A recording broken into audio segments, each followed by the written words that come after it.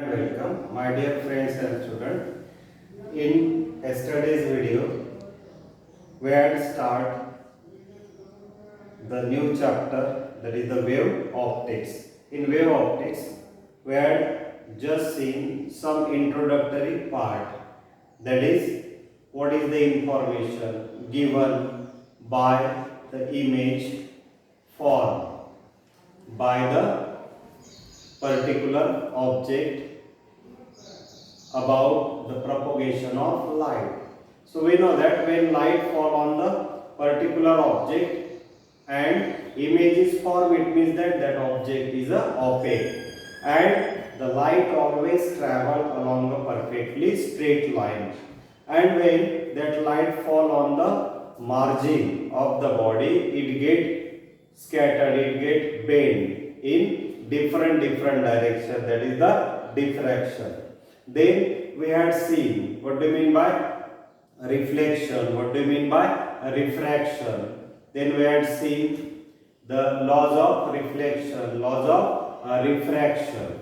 Now here we have to continue the certain basic points, that are now we have to consider what do you mean by phase at a point along the path of wave. आता एखाद्या पार्टिकलचा phase represent करणे, जेव्हा ती wave एका ठिकाणाहून दुसऱ्या ठिकाणी move होत असेल, मग अशा वेळेला फेज सिंपली आपल्याला काय रिप्रेझेंट करतं, तर phase of any point at that particular position gives us only the state of motion of that particle as well as the distance covered by that particle from the source. एखाद्या particular पॉइंटला जर आपल्याला phase find out करायचा असेल, determine करायचा असेल, तर आपल्याला तिथे स्टेट ऑफ मोशन बघावं लागतं आणि त्या पार्टिकलने कव्हर केलेलं डिस्टन्स आपल्याला पाहावं लागतं. म्हणून इथे आपण पहिली डेफिनेशन दिली आहे, the state of motion of a particle at that point as well as the distance of the point from the source. इथे आपल्याला स्टेट ऑफ मोशन पाहिजे आहे फेज साठी, कोणाची, त्या पार्टिकलची, की ज्या पार्टिकलचा आपल्याला फेज डिटरमाइन करायचा आहे, as well as the distance of that point from the source. समजा आता हा एक पर्टिक्युलर पॉइंट आहे P, या पर्टिक्युलर पॉइंटचा फेज डिटरमाइन करण्यासाठी आता आपण त्याची स्टेट ऑफ मोशन बघतोय. तो अपर एक्स्ट्रीमिटीला मूव्ह होतोय, तो मेनला नाही आहे, तो अपर एक्स्ट्रीमिटीला आहे. म्हणून मग state of motion means whether that particle is at mean or upper extremity or lower extremity. आणि तो जो पॉइंट आपण घेतलेला आहे त्याचं या ओरिजिन पासून, या सोर्स पासूनचं जे काही डिस्टन्स असेल ते डिस्टन्स, ह्या दोन गोष्टी डिस्क्राइब करणे म्हणजेच आपण फेज डिस्क्राइब करतो. Phase of a particle at particular point is nothing but to describe the state of motion as well as the distance of that point from the source. किंवा त्यापेक्षा अगदी simple, phase is nothing but the state of vibration or oscillation. एखाद्या पार्टिकलची state of vibration किंवा state of oscillation सांगणे, त्यालाच आपण म्हणतो that is called as the phase. त्यानंतर ही वेव्ह जी आहे, ही वेव्ह जेव्हा एका पॉइंट कडून दुसऱ्या पॉइंट कडे, एका प्लेस कडून दुसऱ्या प्लेस कडे जाईल, तेव्हा इथले जे पार्टिकल्स असतात, particles of the medium vibrate about their main position. The velocity with which particles vibrate about their main position त्याला पार्टिकल वेलोसिटी म्हणतात. And the velocity with which the complete wave move, that is called as the wave velocity. मग आता इथेच नुसतं आपण त्याचं magnitude जर consider केलं तर त्याला आपण स्पीड म्हणतो. मग स्पीड ऑफ वेव्ह आपल्याला कसं डिफाइन करता येईल, तर speed is nothing but that is the speed with which wave front move. आपण बघणार आहे वेव्ह फ्रंट कशाला आपण म्हणतो, की जेव्हा आपण एखादी पर्टिक्युलर वेव्ह, आता इथे जनरली आपण लाईट वेव्ह घेणार आहे, ही लाईट वेव्ह जेव्हा एका ठिकाणाहून दुसऱ्या ठिकाणी जाईल तर ज्या स्पीडने वेव्हफ्रंट मूव्ह होतील त्या स्पीडलाच म्हणायचं speed of the wavefront. when we consider the complete wavefront, that is we considering the complete wave. मग आपण असं म्हणू शकतो the speed with which the complete wave move in the direction of propagation, त्याला आपण म्हणतो स्पीड ऑफ द वेव्ह. मग आता इथे आलेला जो शब्द आहे वेव्हफ्रंट, हा वेव्हफ्रंट म्हणजे काय त्याबद्दल आता आपण बघू की जेव्हा आपण एखादा लाईट सोर्स कन्सिडर करतो, समजा S be the source of light, आणि यापासून निघणाऱ्या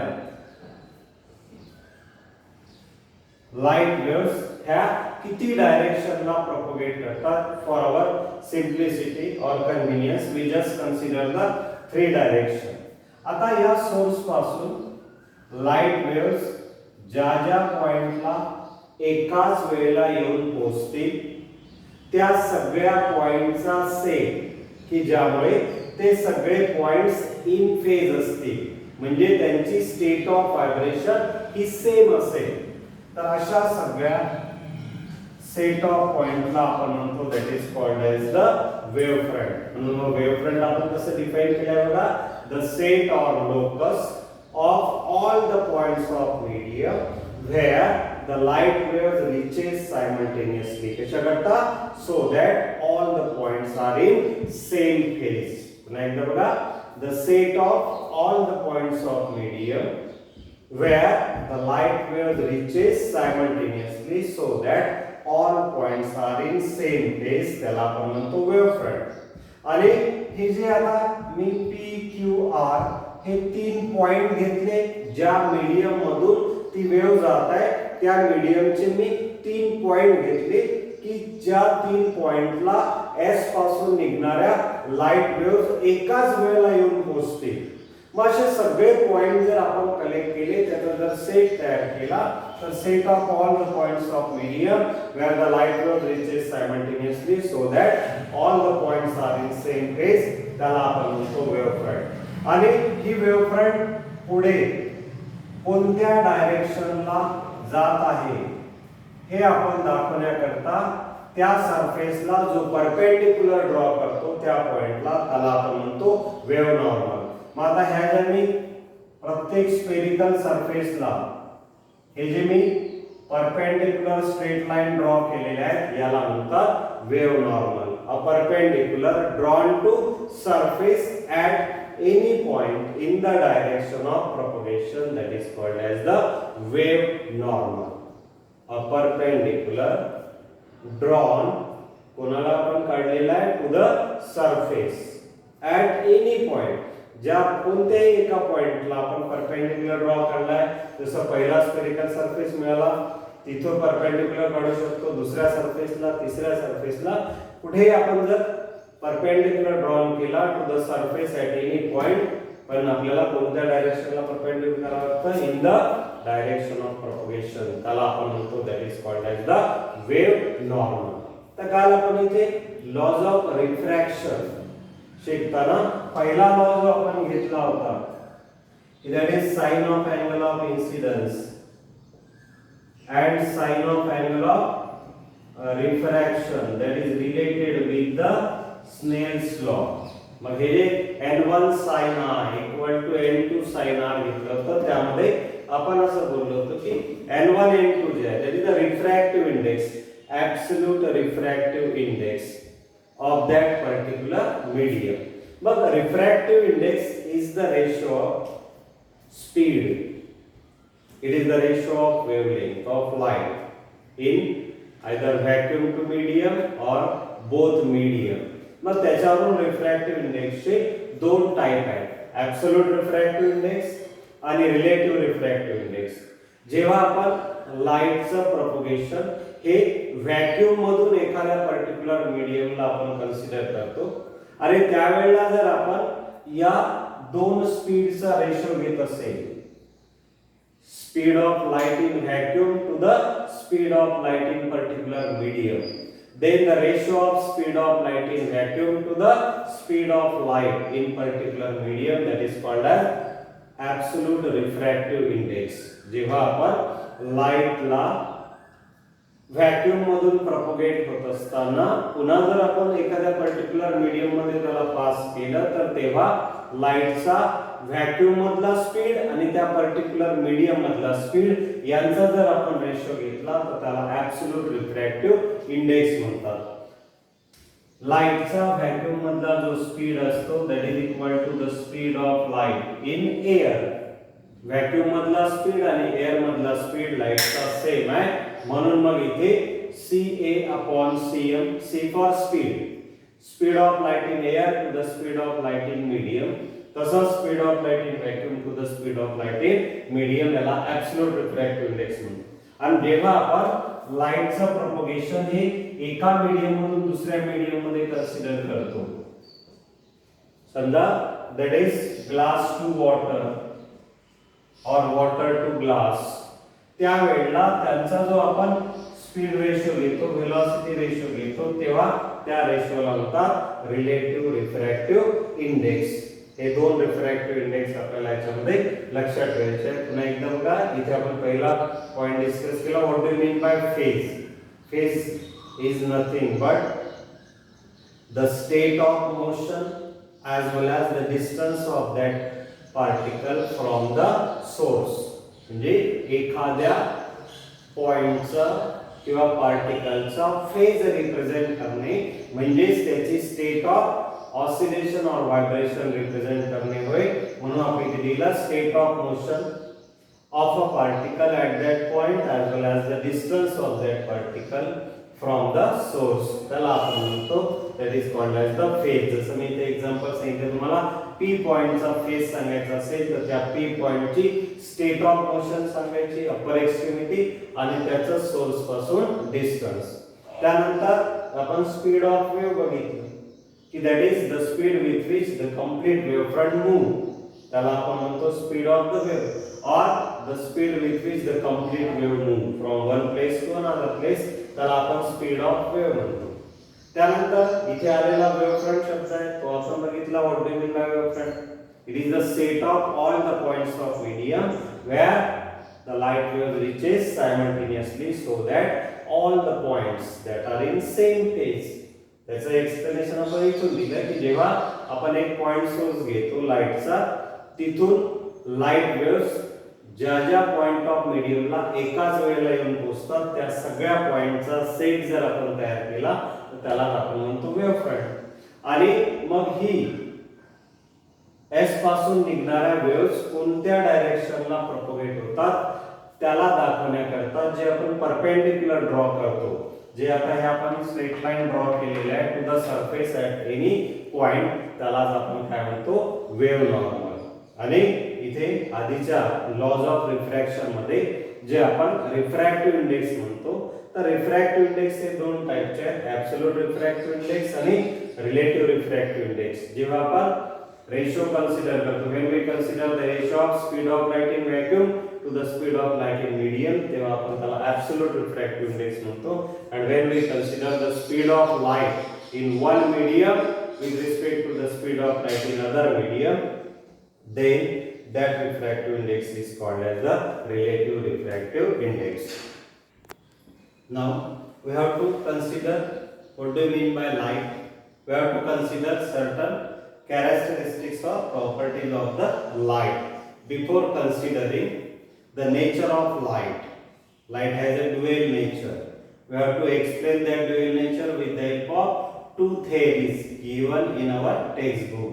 So first of all, let us consider what do you mean by light. Actually आपण लाईटला डिफाइन करायचं असेल तर कसं करू शकतो, तर light is one of the form of energy. आपल्याला माहिती आहे सगळ्यांनाच की लाईट हे एनर्जीचा एक फॉर्म आहे. Light is one of the form of energy which make the object visible to our eyes. जर समजा या ठिकाणी जर समजा लाईट सोर्स नसता तर इथे असणाऱ्या ह्या वस्तू मी लिहिलेलं बोर्डवरचं हे विजिबल तेव्हाच होतं जेव्हा हा लाईट या पर्टिक्युलर सरफेसवर पडेल आणि नंतर ते आपल्या डोळ्यापर्यंत येईल, किंवा माझ्यावर हा लाईट फॉल होईल आणि हा लाईट मग पर्टिक्युलरली त्या कॅमेऱ्यापर्यंत जाईल, तेव्हाच त्याची विजिबिलिटी आपल्याला एखाद्या ऑब्जेक्टची दिसतं. म्हणून मग इथे म्हटलेलं आहे की light is the form of energy which make the objects visible to our eyes. Light हा एक एनर्जीचा फॉर्म असून लाईटचं काम काय तर ज्या ऑब्जेक्टवर तो पडेल त्या ऑब्जेक्टला आपल्या डोळ्याला व्हिजिबल बनवणे, आपल्या डोळ्याला ते वस्तू दिसणे. कशामुळे दिसतं? Because of the light.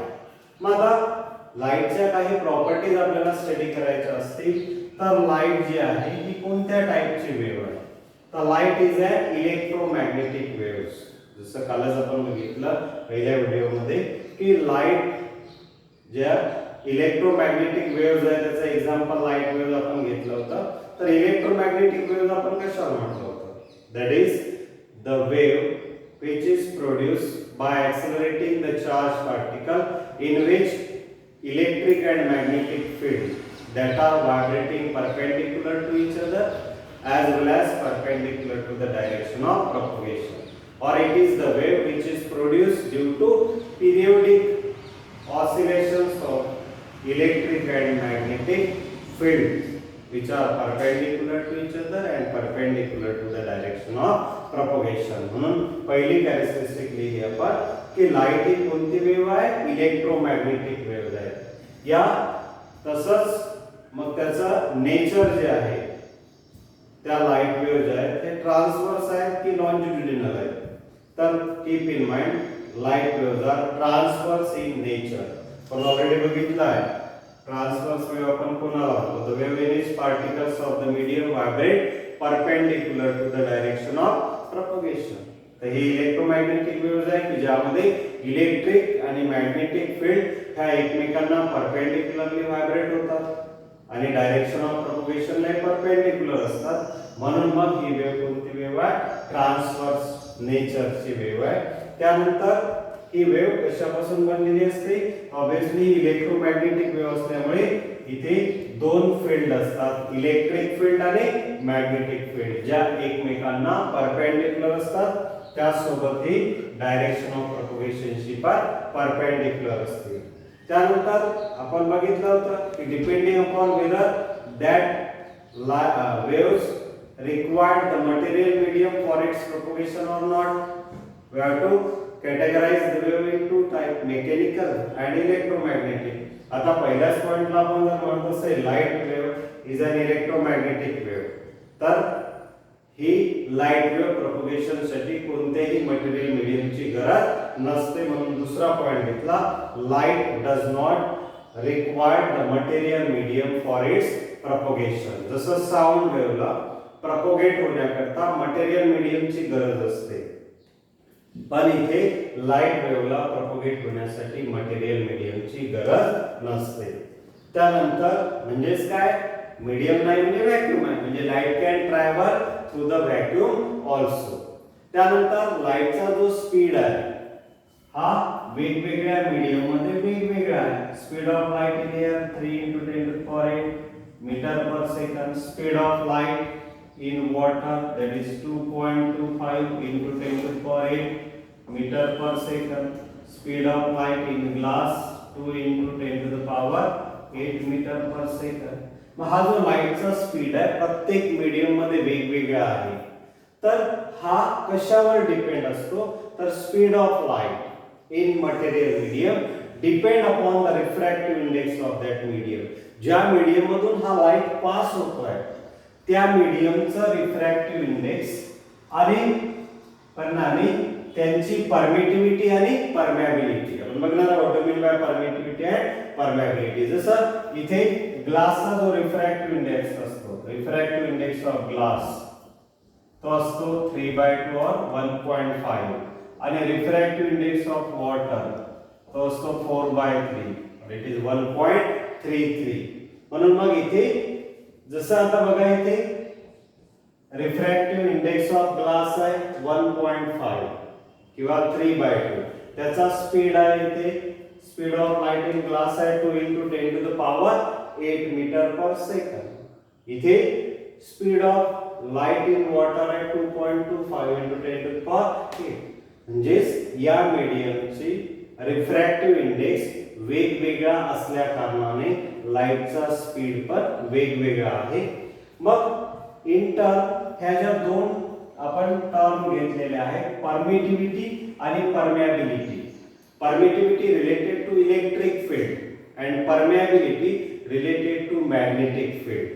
मग आता याला जर डिफाइन करायचं असेल हे आपल्या नॉलेजसाठी जस्ट सांगतोय तुम्हाला की परमिटिव्हिटी इथे वर्ड आलेला आहे, परमियाबिलिटी इथे वर्ड आला आहे, तर त्याचं आपल्याला मीनिंग त्याची डेफिनेशन माहित असणं गरजेचं आहे.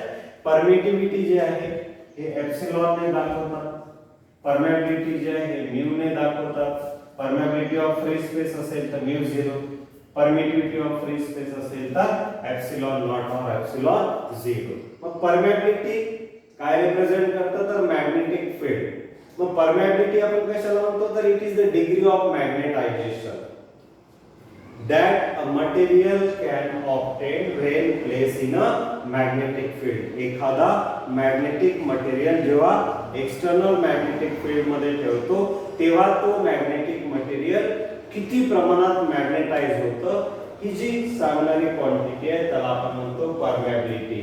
It is the degree of magnetisation, किती लेवल पर्यंत तो मॅग्नेटाइज झाला, 20%, 30%, 40%, जेव्हा त्या मटेरियलला आपण एक्सटर्नल मॅग्नेटिक फील्ड मध्ये ठेवू.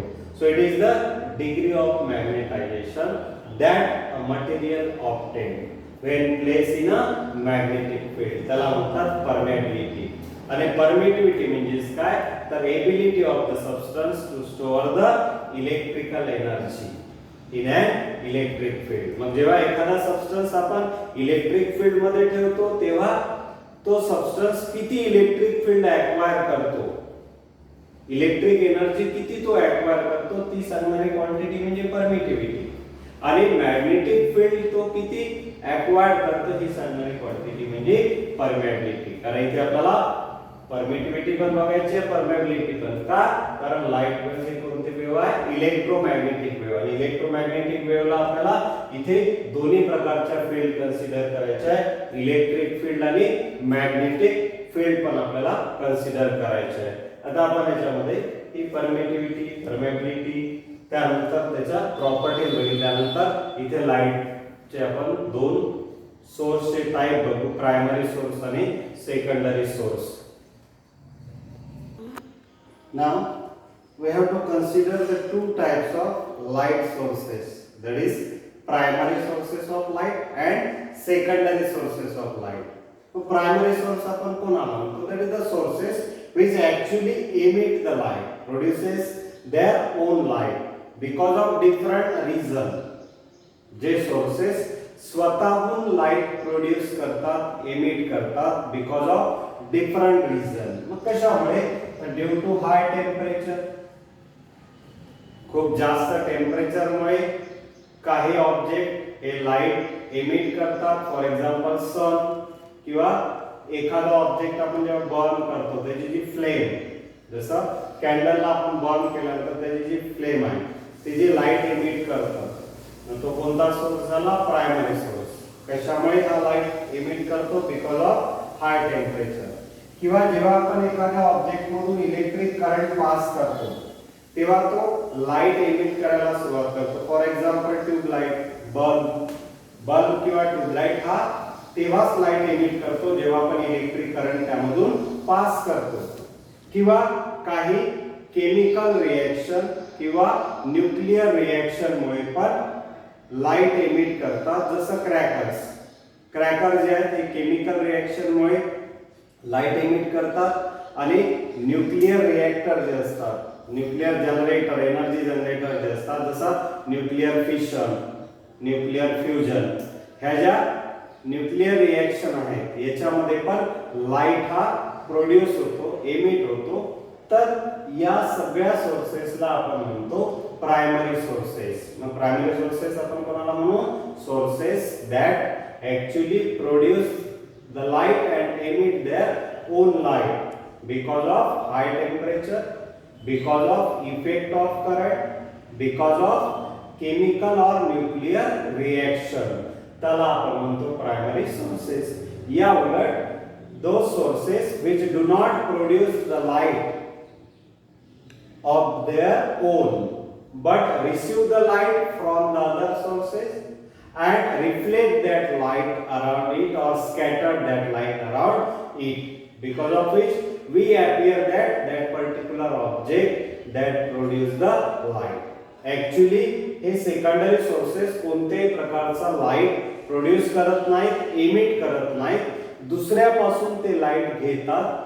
फक्त त्यांच्या बॉडीवर पडणारा लाईट हा रिफ्लेक्ट किंवा स्कॅटर्ड होतो. त्यामुळे आपल्याला आजूबाजूचा जो त्याचा भाग असतो तो आपल्याला इल्युमिनेट दिसतो. त्याला आपण सेकंडरी सोर्स म्हणतो. जसं मून आहे, moon receive the light from the sun, त्यामुळे मूनचा पार्ट जो आहे आपल्याला हा ग्लो दिसतो. आपल्याला तो एक लाईटचा सोर्सच दिसतो, पण तो लाईटचा कोणता सोर्स आहे? सेकंडरी. कारण तो ऍक्च्युली लाईट प्रोड्यूस करत नाही, तर सन पासून तो लाईट घेतो आणि त्याला रिफ्लेक्ट आणि स्कॅटर्ड करतो. किंवा वेगवेगळे जे प्लॅनेट आहेत हे पण लाईट सन पासून घेतात आणि त्याला स्कॅटर्ड करतात. असे लाईटचे दोन टाइप आपल्याला सोर्सेसचे दोन टाइप दिलेले आहेत, प्रायमरी सोर्स आणि सेकंडरी सोर्स. आता लाईट जे आहे याची जी आपण वेगवेगळ्या प्रॉपर्टीज पाहिल्या, त्याच्यामध्ये पुढे जे आपल्याला स्टडी करायचं आहे त्यामध्ये explain dual nature of light. But dual means two nature. Light has the two nature. Light has particle nature according to Newton's corpuscular theory, and light has the wave nature according to Huygens wave theory. Light ला दोन nature मान्य करण्यात आलेले आहेत.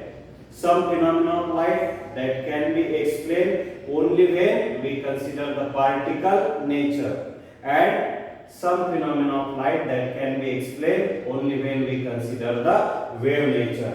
मग त्याचा particle nature explain करण्यासाठी जी theory put forward केली ती न्यूटनने, त्याला न्यूटन्स कॉर्पस्क्युलर थिअरी म्हणतात. आणि याच्या ड्रॉबॅक्स मुळे हायगेनने जी थिअरी मांडली की ज्याने वेव्ह नेचर प्रूव्ह करून दाखवलं लाईटचं, ते आहे हायगेन्स वेव्ह थिअरी. तर ह्या दोन थिअरीज आपल्याला पुढे स्टडी करायच्या आहेत.